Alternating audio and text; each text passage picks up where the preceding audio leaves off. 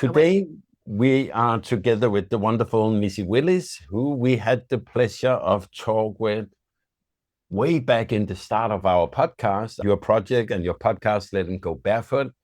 And I was like, oh, there's some people out there we have talked with, I want to talk with again. And you were among them. So here we are. Well, thank you. Thank you so much for asking me. I love talking to you. Missy, so what have been going on in your life since last time? You're still doing your podcast from time to time and still focused on parenting, or where are you in your life?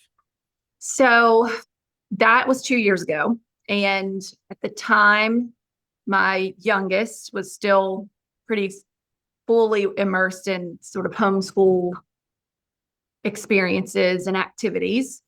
She has since graduated, moved on to doing what we call dual enrollment here, which is where she takes classes at the community college so she can get high school credit, college credit simultaneously.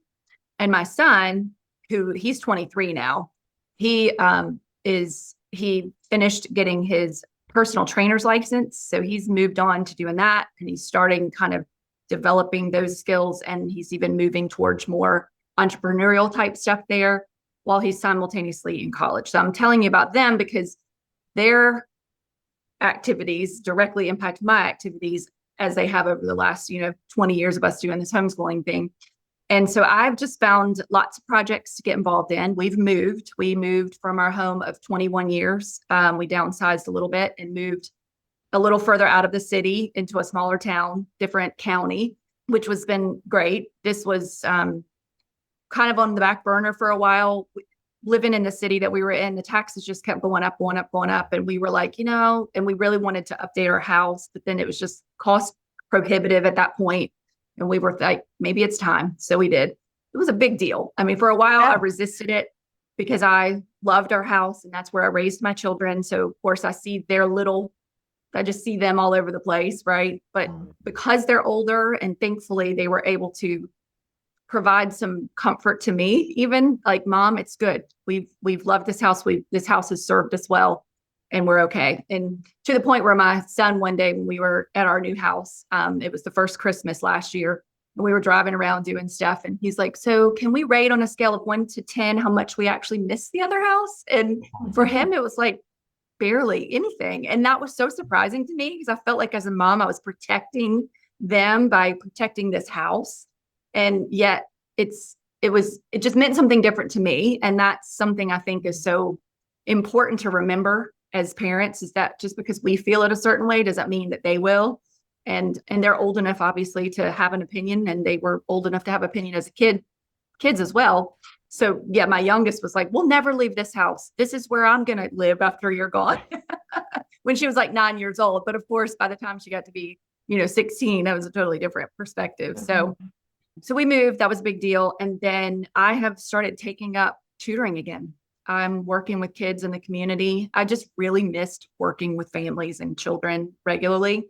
And as in the homeschooling world, I had a lot of opportunity to do that. We got to run activities and lead classes and organize events. And I'm just not needed in that capacity anymore with my children. So I was like, I'm bored.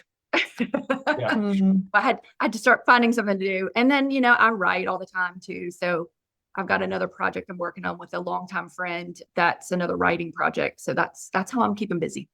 Nice. Can we talk about, maybe it wasn't fearful for you, but I will present it as the fear of the time that come when you move from homeschooling towards they want to start in college or university. The whole, have I done it good enough? Is it now all my fails will be seen? I have ruined my children's lives. How was you on that fear level, if that's the No, that's a great question, because you're right. It is one of those moments where it's like, okay, it's sink or swim. And whatever we've done up to this point, I think a lot of parents feel that way, whether kids go to school, public school, private school, or even homeschooling, that there's just this sense of like, did I give them everything they needed? Did I do all the things? But I think because we were able to, so my oldest sort of projected this out. He kind of planned things out. We knew what was coming and we also knew what was expected. So we were able to sort of backfill. So it was like, if you want to do this, you have to do ABC. If you want to do this, so we knew kind of what was needed. And so he was able to do the very specific classes and or the studies that he needed in order to achieve that next step. Thankfully, because of the state that we're in, our homeschooling laws are really relaxed, and they give you quite a bit of freedom to homeschool as you see fit. And you do have the ultimate say in what you feel like your child is capable of doing. So it's not like we have to give them some sort of test that says, now you've passed high school. It's more what we feel like they deserve as far as a transcript looks like. And because he was taking a lot of classes locally through different programs that were available, we were able just to use those. So it wasn't even really like I had to create anything. It was more like, well, you took that, so we can, that's on the list, and we took that. So there's definitely, things that were done that he was able to complete that gave him that satisfaction and understanding, and also gave me that too. But also being with them as much as I have been, I just know what they're capable of, and I know what kind of, I just know that when they set their mind to something, they're going to do it. And I'm just, a lot of times I'm just the cheerleader. I'm like, go, go, go, this is what you want. I'll do whatever I can to support you. And if you need my help, let me know. But I will also kind of take a back seat. I don't want to try to drive anything. So now my daughter's doing, like I said, she was nervous. I will say that with one of the classes, she was like, oh, I don't know. I'm like, take it step by step. If you feel like you need more deeper diving into a particular topic or skills that you need to develop, there's so many ways to go about it. And they decided to do everything virtually too, which was kind of surprising to me. I expected them to want to go on site, but then again, they're very practical people. So they were like, why would I drive 30 minutes when I'm taking a 45-minute class and I could just stay in my room and then I'm done.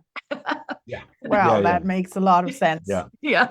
It's funny actually how our stories just align right now. So you moved and we just moved today, and you did a big decision, big move, and we did a casual nomadic one. And now you're talking about that transition, and we're actually in it as well. Not with all of ours, because our youngest is only 13. So he's still an actual homeschool child even. Yeah. I know. But two of ours just decided it's not high school in our system.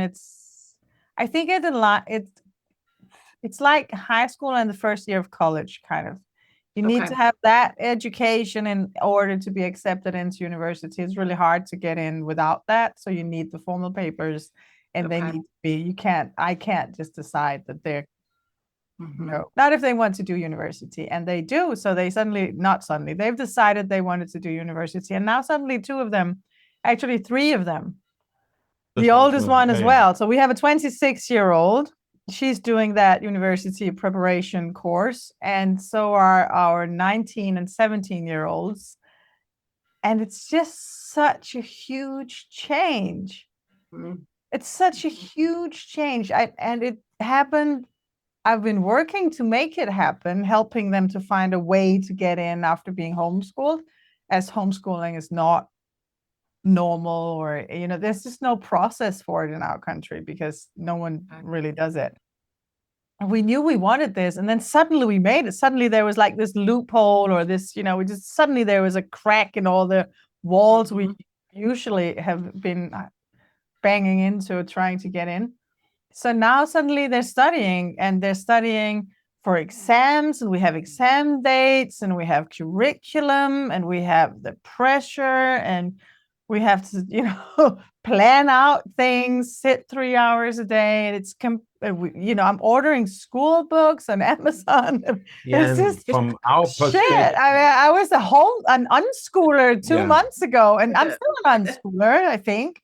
But that's just really strange. Yeah, I think it's really interesting to see a brain that has been focused on learning and doing exactly what it wanted, our daughter saying to herself, okay, so I need to understand this math here to get in. I've never been interested in it, And now she has 3 months to read up the whole curriculum from 9 years. And she's like, okay, if that's what it takes, I will do it. And seeing her brain go into that gear is interesting, but it's also interesting to see this. It's a different kind of tired you get. And also the brain also gets fulfilled in another way. There is something about math that is interesting for the brain to puzzle with and work with. And there's another part of the brain that is interesting to work with when you work with animals. It's just like different muscles that needs to be trained. I find it interesting to see them go like all of a sudden, okay, now I'm done now. And then the brain just needs to relax for some hours. Yeah. Yeah, I've for sure seen what I believe to be the direct result of being able to follow your interest, learn at a pace that makes sense for you without comparing yourself constantly to 20 plus other kids. There's a sense of understanding about themselves that maybe they would have gotten if they were in the public school or traditional school setting, but it just feels like there's a lot of less extra stuff to work through. And then they just understand what they need to do. And then they also don't have that burnout. So the fact that they didn't have to do the K through 12 curriculum, be up every day for somebody else's schedule and not be able to rest when they wanted to, and all those things, their desire to do these classes and to do this coursework is so much more exciting. They're just like, let's do this. I'm ready. So it's like their brain is so much more open to and ready for. And they also see the point of it. It's not like just do it because, it's more like I'm doing it because. So they have a reason for doing the classes to get to the next step. And the reality is we do have a system set up across, many countries where it's like, in order to do B, you have to do A. And sure, there's ways to circumvent those sorts of things. And, so I wasn't sure if my son was going to pursue the 4-year degree. And my whole thing from the very beginning is always choose what makes sense for you, and you're able to pivot and modify when needed, and I think we put such a timeline on everything. It's like by 18, you have to do this, and by 20, you have to do this. And I pulled it back, and it's like, let's just slow it down a little bit. And some people may argue that it is good for kids in order to be within their sort of peer groups around the same, doing kind of the same things. But I kind of push back on that a little bit, because I'm like, but I don't want the peer group to be the driving force. I want their internal being the driving force, So now that he's pursuing a 4-year degree, he's technically, a year or so behind his same age peers. But in my mind, he's very comfortable because he's built all these different skills that he knows what works for him and what doesn't, what lights him up and what doesn't. And he's also saved money, he was investing at 17. And so this, like, it's fascinating to me, because I'm like, I wish I would have known to do that at 17, or somebody would have been like, hey, take your money and put it in something. Because, now he's got this understanding of finances in a way that I did not have at that age. And he is just very solid in kind of the direction he wants to go. And I really appreciate that for him. Yeah. Missy, I have a question, which is, I can't remember how homeschooled, unschooled in a curriculum your version of homeschooling was. My observation of our kids is that something shifts, and actually very late compared to how you see it being pushed into schools, flow of what they need to learn when. It is like something happens around 14, 15, 16, that when puberty hit, and after the whole hormone bump have been thrown and like they're settling down, then it's like their brain wakes up in a new way. Yes, absolutely. Absolutely. Yeah. Well, I for sure saw that. It is a very clear, like, I almost noticed it in photographs, even just how it's almost like their faces changed, they're just the way they present themselves, the way they look. It's sort of like from one year to the next, you can see this. And so my son was about 15 when he was like, I'm ready for something a little bit more. And my daughter was probably about 16. And she's always been very creative. So she was always drawing.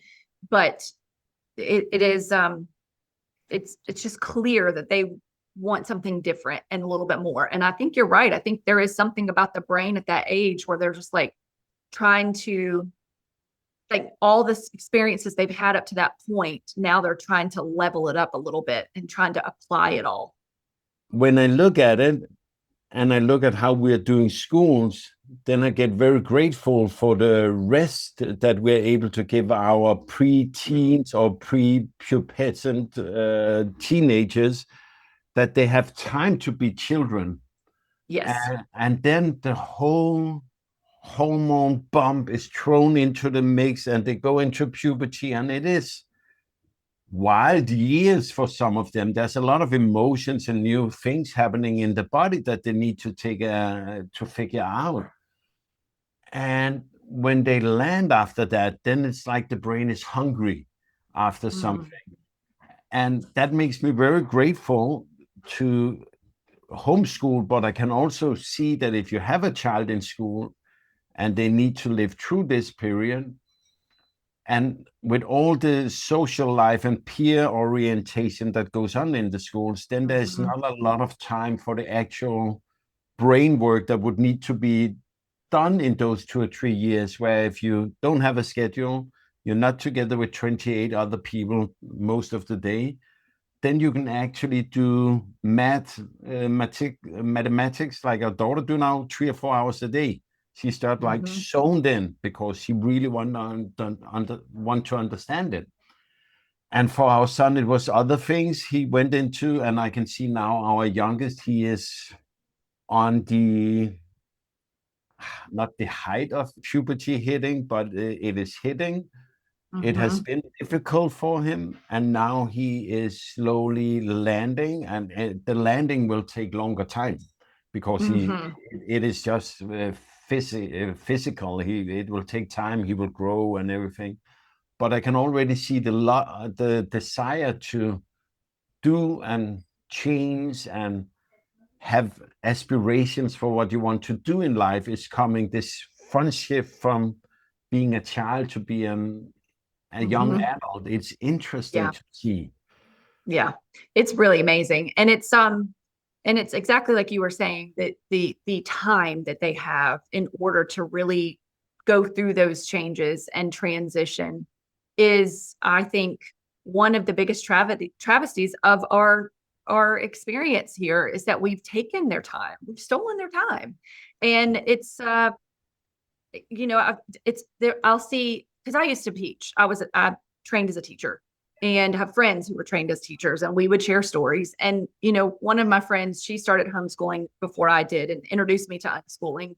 And, one of the things that she had said was, I just feel like that we've stolen children's full potential because we've told them what they should do, and we've told them what they should do with their time. And then I think when we've taken the time like we have, we've also taken the flexibility that they have to pursue different interests. And I think, we all have influences in our lives, depending on where we live, our family, our cultures. And I think that those influences are never going to go anywhere. But there's that internal, I just keep going back to that internal clock or internal voice that really got to be ignited during the younger years. And then they got to be really true to themselves through their teenage years in a way that might have been trickier if they were immersed in the 1,000 children school in our city.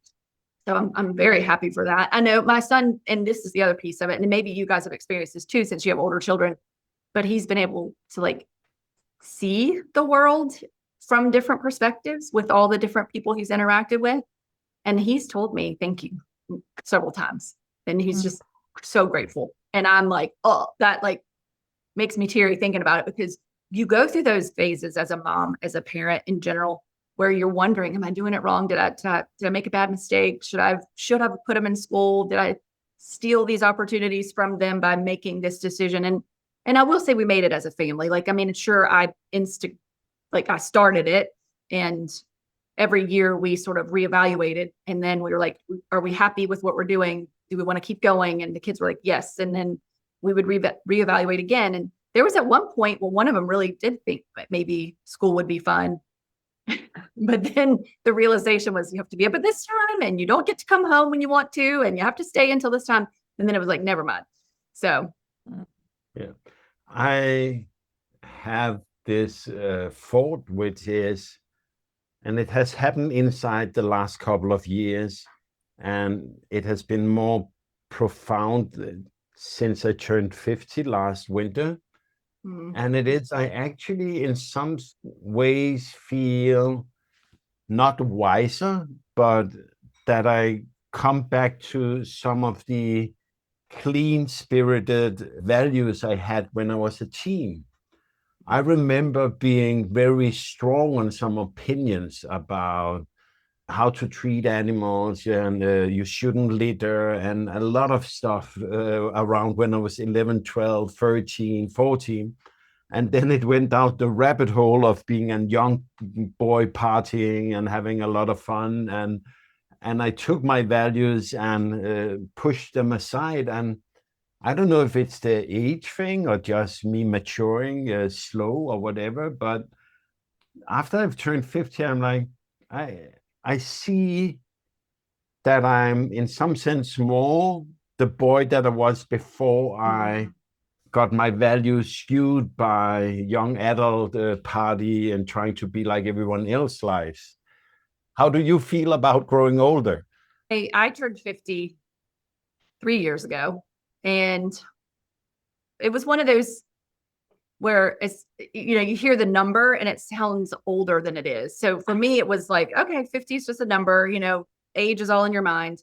Thankfully, and I use this as my guide. My grandmother lived to be 100 years old. She died in 2019, and she was actually doing really well up until like 4 weeks before she passed. We had our 100th birthday party and she died a month later. So it was just like downhill quick.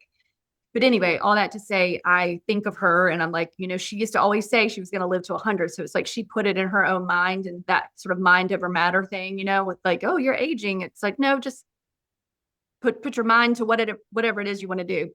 But I will say this time for me is such a reflecting time because of the fact that my kids are older. And I've always kind of been in my head sort of person.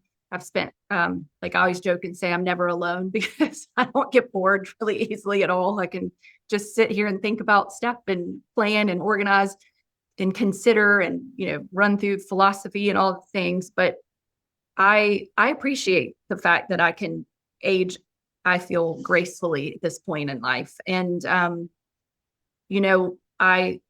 I don't feel like I have very many regrets in the choices that I made with what we did as a family. There's a lot of pressure in our society, I think, for women to have it all. And that means for some people, full-time career, full-time family. And to me, I just see that as a recipe for burnout, because I just feel like you can't give your all to everything. And so you have to make some choices and sacrifices here and there. But what's been interesting, and I've talked to several homeschool moms actually who are at this age range, it's like they spent their earlier years raising their families, and now they're spending their older years kind of doing work that they love. So it's almost like a backwards recipe than what's a lot of other people have done, where they spent their earlier years being in career, and now their children have grown and moved, and now they're taking a step back from their career. So, there's obviously choices. Everybody makes the decisions that work for them. But for me at this point, it's been just really nice to have the flexibility to do work that I love and I care about, and that I also get to see my children kind of launching and doing what makes them happy. I like it.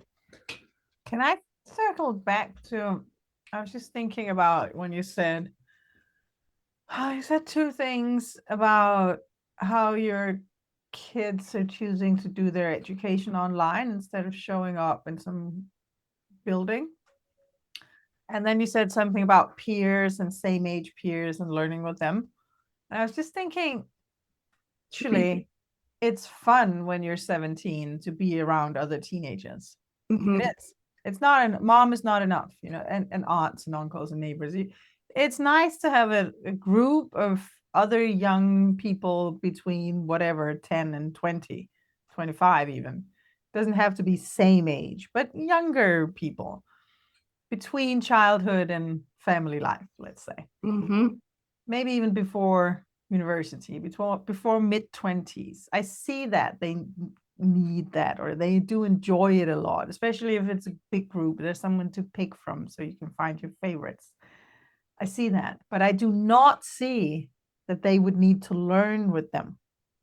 So if they put their mind on learning a new language, or we have one who's diving into math right now, or whatever it is, I do not see that they need the learning to happen in that context. And I think there's just so much of this school-based mindset where we mix that up. Even recently, I spoke to a woman who has one child out of school, two in school, and one of the two in school is on her way out of school. And she said, but then she was in school and I picked her up, and she actually wanted to stay because she was playing with her friends, and she didn't want to go home. So now I have this doubt, maybe I should keep her in school. And I'm thinking, well, you were trying to pick her up while she was playing with her friends. It was the playing that was fun, not the school part. When the kids say they love school, what they do love is usually mostly their friends. They love spending time with their friends outside of school, or on social media platforms. They text each other during the class. It's not about learning together. Especially young people. I mean, if you need to sit down and learn something, it's like, I don't like to walk through a museum with my friends unless they are as interested as I am. Because I want to chat with my friends. I enjoy sitting at a cafe with my friend, or go on a random walk on a beach with a friend. But if I'm there to learn something or to take in specific artists, something like that, I actually rather, well, I like to do it with my kids, but otherwise I'd rather be alone. Don't distract me. So it's this confused idea, I think. And even with now, your kids are doing, I don't know, higher education. It's not basic schooling. They choose to do something that's more, I don't know, academic of some sort. Do they need to do it around other kids? I don't think so. I agree with you. I think it's a distraction for a lot of children, you know, and I think it's kind of this one size fits all. Like, everybody come into a room, we're going to tell you information, and then you're going to take it in and study it.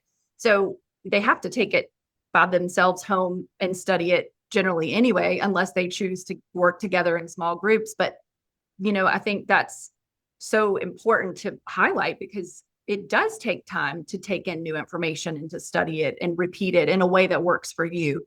And you're absolutely right that all the times that I've talked to kids over the years, it's like we joke about one of the neighbors that we grew up with, or that my children grew up with, and he'd come home from school and we're like, what'd you do at school today? What was your favorite part? Lunch and recess. Yeah. Exactly. Walking there and walking back as well. Yeah, walking home. Yeah. So, and we spent a lot of time like cultivating the community aspect of our homeschool experience. And my children had, you know, friends that they did sports with and friends that they did outings with. And, you know, it was kind of, they just developed that over time. So that, you're right. I mean, they would spend hours together, you know, playing or exploring or being together, playing sports, whatever. And then when they were ready to be, you know, needed to sit still or read a book or whatever, they would come home and do that. About cultivating community, before we started recording, you asked about the Worldschool Village, which we had just finished. The whole goal of that is to cultivate community, create a village for people who travel either full-time or want to step into it, or just want to immerse themselves in social life for a month. We just finished it 3 days ago. My brain is still slowly trying to figure out what I've learned from it. But to explain the idea, then it was pretty simple. It have grown out of other things we have dipped our toes in, where we have been on some Worldschool pop-up hubs. That was a week where a lot of traveling families met in the same city for a week, and there was an itinerary and people were there, and a lot of great friendship created. But we just thought it was a little stressful with just 1 week, and our kids, they really wanted to spend longer time together with these people. So we decided to take a city that showed to be even more fantastic than we could have dreamt of. Tarragona in Spain. It's an old Roman city.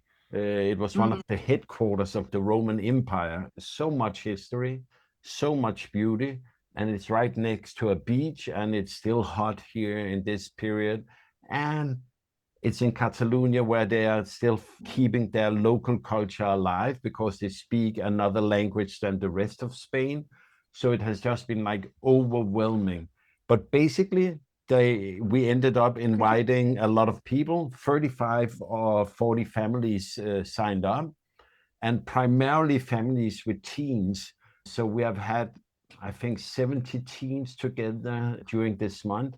And it has been a lot of fun, a lot of talking, a lot of late nights, because apparently, Very late nights. you know what, Missy, I heard myself almost in the voice of my mom say, Yeah. is it really more fun after 12?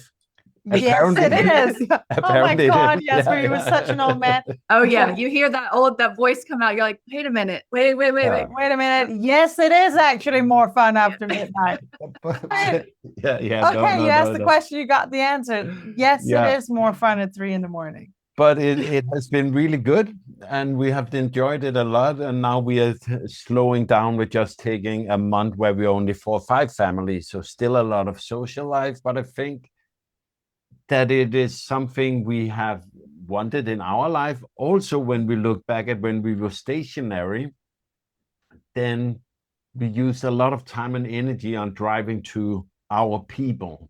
Because when you buy a house on a street, maybe your next door neighbors are not your people. You can be polite and eat at dinner, but if they're not your people, they're not your people. So we ended up with like a lot of logistics in Copenhagen. But that is also due to the fact that home education is very rare. Yeah. Where we come from. Okay. Yeah. So you have to drive. But we say long distances. We're speaking to an American. Oh, yeah. Nothing is far away in Denmark. Our country is like your backyard. Well, and I was going to say, when you say long distance to you, like, what does that mean? Is that like, 5 miles or not even an hour? Yeah. What is it? Less than an hour. Most of our hour, friends lived within an hour, and I could even bike to most of them within an hour. It wasn't that bad. No.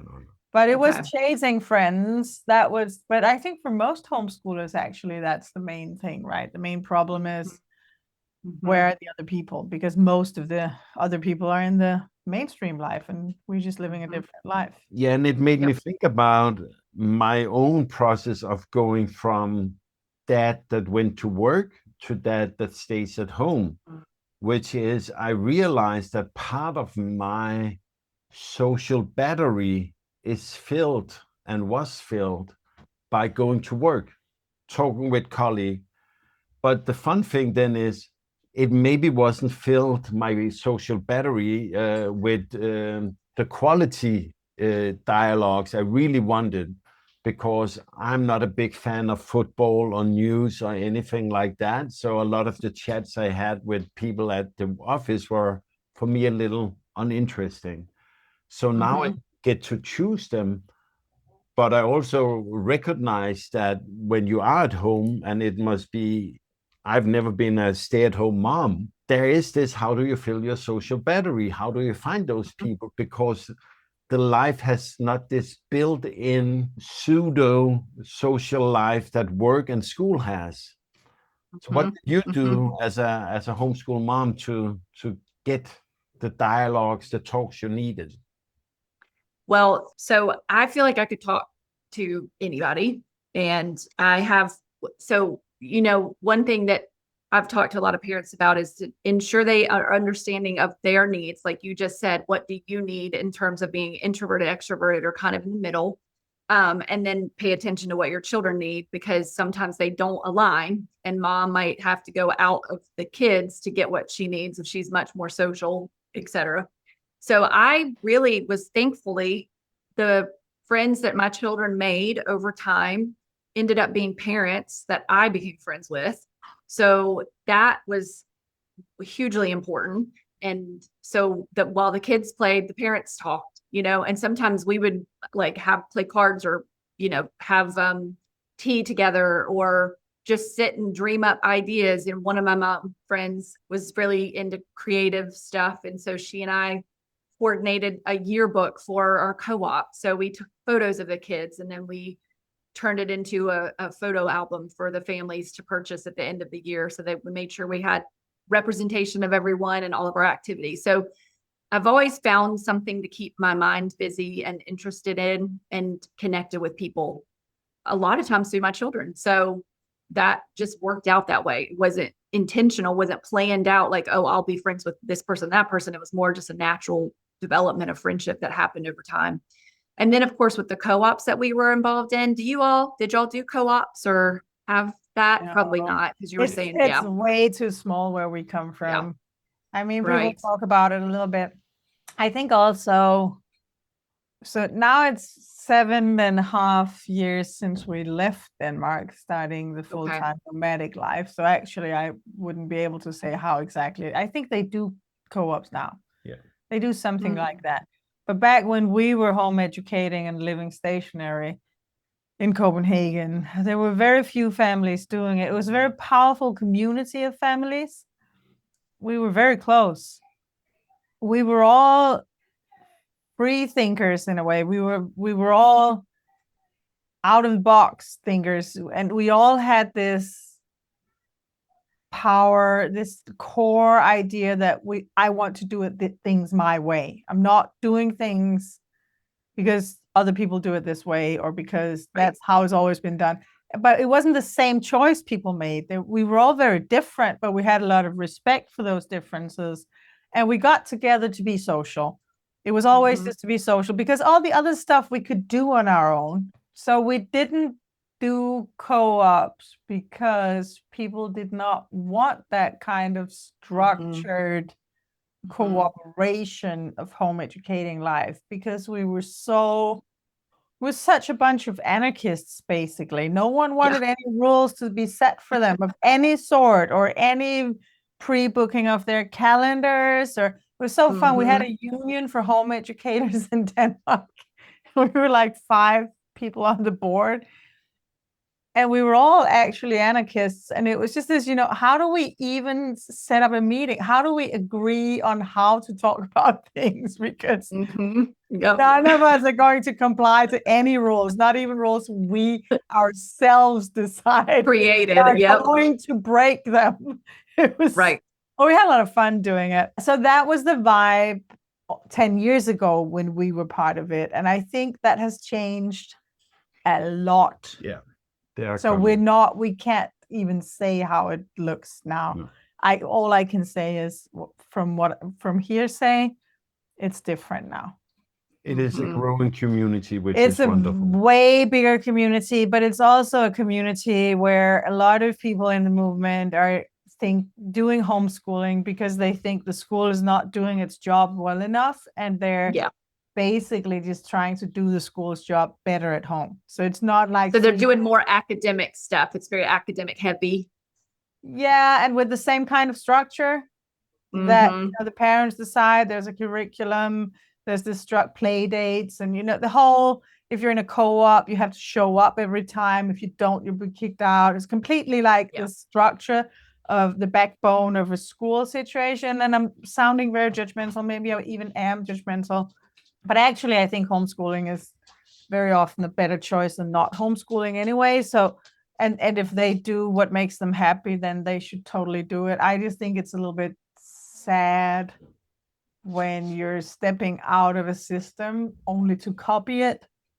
Yeah. Maybe just take that moment of stepping out to think about, how do I want to structure this, or do I want to structure it at all? So it's a little... And sometimes those people eventually get there because they realize you can't run that sort of a system in your home with multiple age kids when you're just one person. I think the overwhelm eventually causes them to like sit and think about how they want to restructure stuff. I mean, I had 2 kids and there were times where I was like, how am I supposed to get your needs met and your needs met when y'all both want me at the same time? So I can only imagine what it'd be like. That's actually been the main thing for me and still is to this day, where the youngest is almost 14. Stretching myself in so many different directions, and now even being nomadic.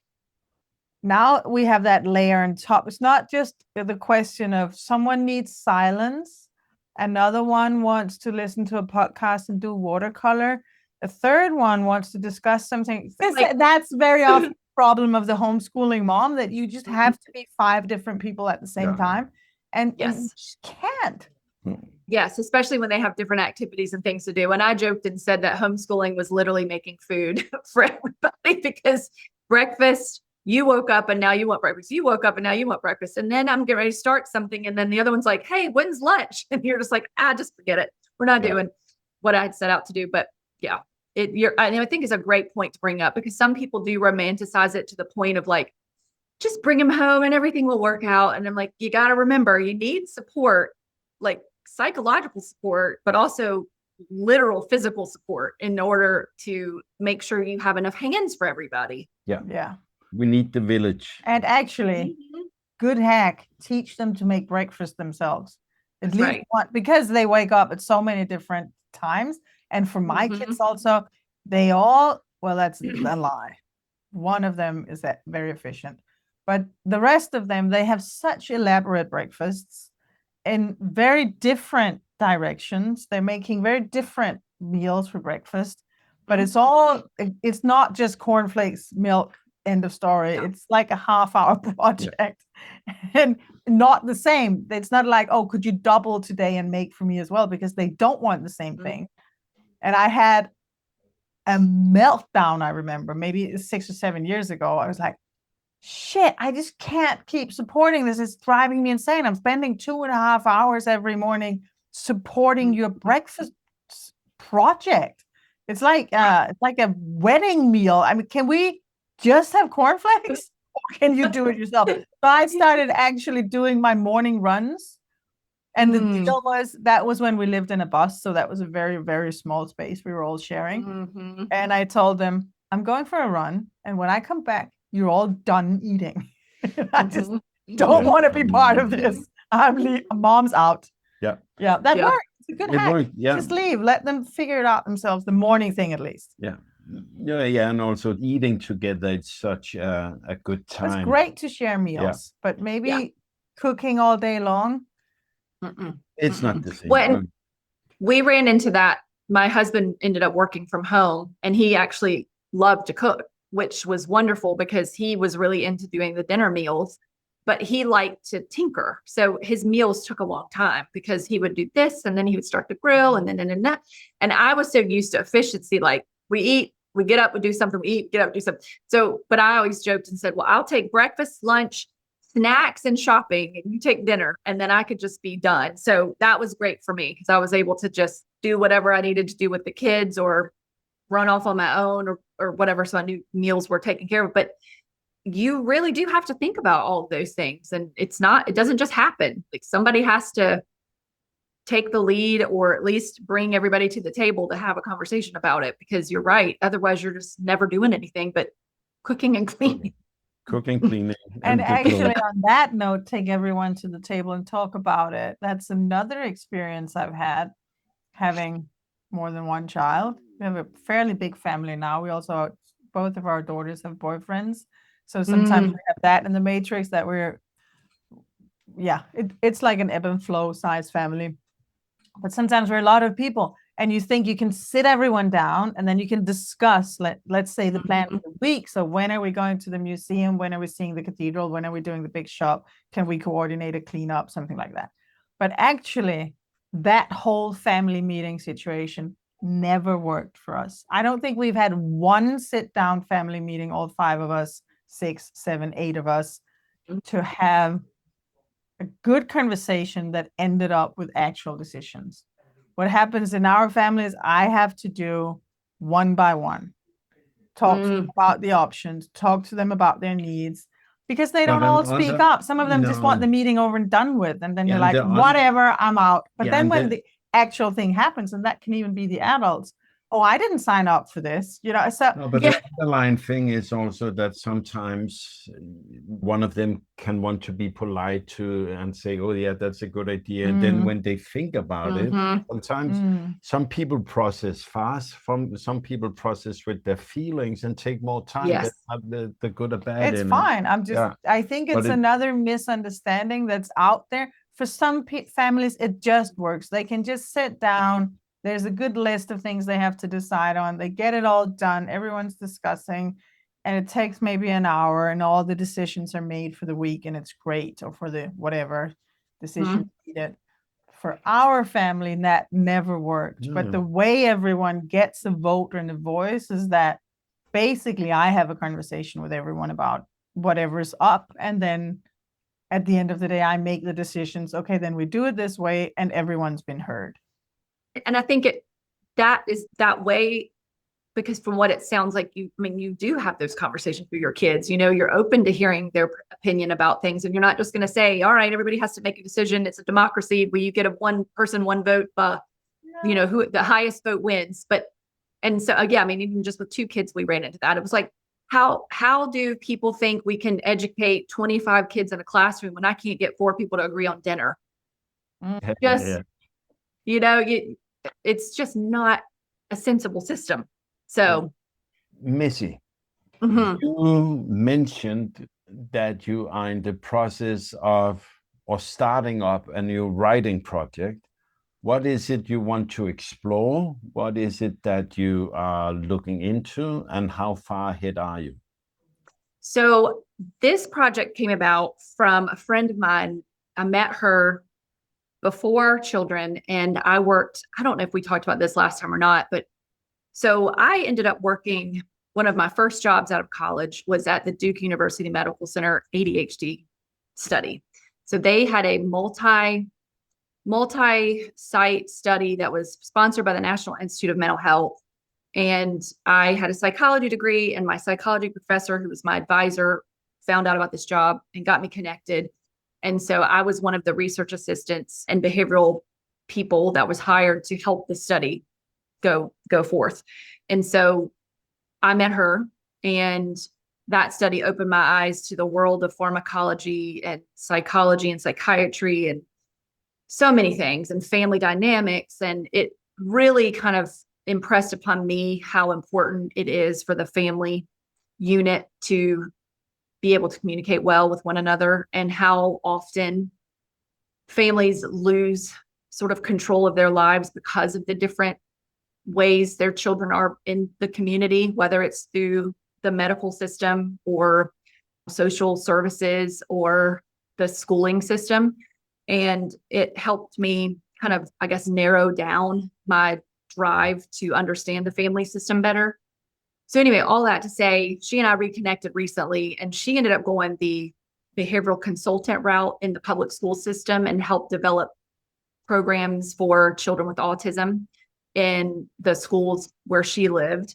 And then, of course, I went the homeschool route. So we thought it would be together. We thought it would be fun to come together and create sort of a guide in a similar vein that I did the guide with Anne, but for children who are uniquely wired. And by that, we are saying kids who have been diagnosed and or are in the system, or who aren't diagnosed, but who tend to march to the beat of their own drum. And by that, we mean they don't necessarily learn the way that the standard school model wants them to, but they haven't been diagnosed either, and or the parents don't want them to be.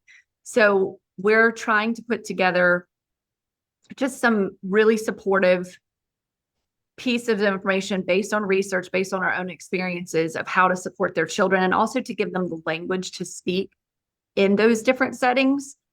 Because, I mean, let's face it, if you haven't studied that world and you have a child that all of a sudden becomes diagnosed with ADHD or learning disability, and they're in the school system, it's overwhelming. It's a lot to take in. Some parents just feel really lost.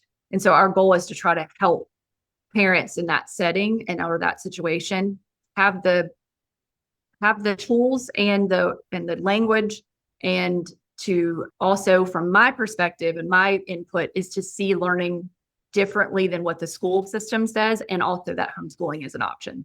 So I'm sort of the homeschool self-directed, look at the bigger picture voice, and she's kind of here's the system that I've been in and here's what we have seen worked. And so it's challenging. I will tell you, I've been a bit challenged on it, because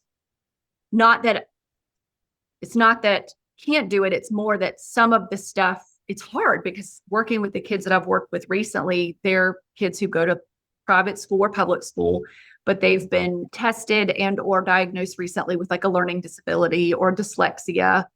And while all of that, I believe is reality for some children, it's the expectation for them to keep up with everybody in that classroom setting that I feel like is just so hard, because if they could just be in a different setting, then those issues would probably not be as pronounced.